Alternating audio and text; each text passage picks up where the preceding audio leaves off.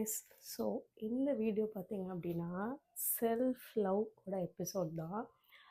நீங்கள் நினைக்கலாம் self love தானே இதில் என்ன இருக்குது அப்படின்னு சொல்லிட்டு. பட் த திங் இஸ் கான்ஸ்டண்ட்டாக சொசைட்டி வந்து டஸ்கி மென் ஆர் உமனை வந்து ஏதாவது ஒரு விஷயத்தில் ஹர்ட் பண்ணிகிட்டே இருக்காங்க. அப்படிங்கும்போது செல்ஃப் லவ் அப்படிங்கிறது எப்படி நடக்கும்?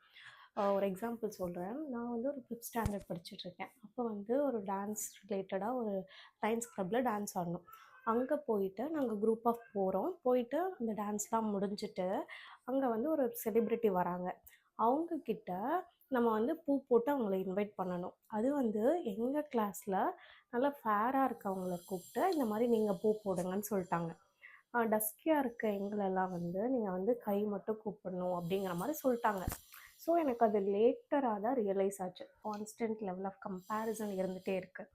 இல்லை அப்படின்னா யாருமே வந்து டஸ்கி மென் ஆர் உமனை நீங்கள் அழகாக இருக்கீங்கன்னு தான் சொல்ல மாட்டாங்க. நீங்கள் கருப்பாக இருந்தாலும் கலையாக இருக்கீங்க அப்படின்னு சொல்லுவாங்க பாருங்கள். அப்போ வரும், ஏன் அழகாக இருக்கீங்கன்னு சொல்கிறதுல என்ன தப்பு இருக்குது? செல்ஃப் லவ் அப்படிங்கிறது நம்ம மனசுக்குள்ளே இருக்கிறது. மற்ற யார் நம்மளை பற்றி எப்படி என்ன சொன்னாலும் அதை பற்றிலாம் நம்மளுக்கு கவலை இல்லை. நமக்கு நம்ம பியூட்டிஃபுல் தான், நமக்கு நம்ம வர்த்தி தான். ஸோ அதை யார் சொன்னாலும் நீங்கள் அக்செப்ட் பண்ணிக்காதீங்க. பாய்.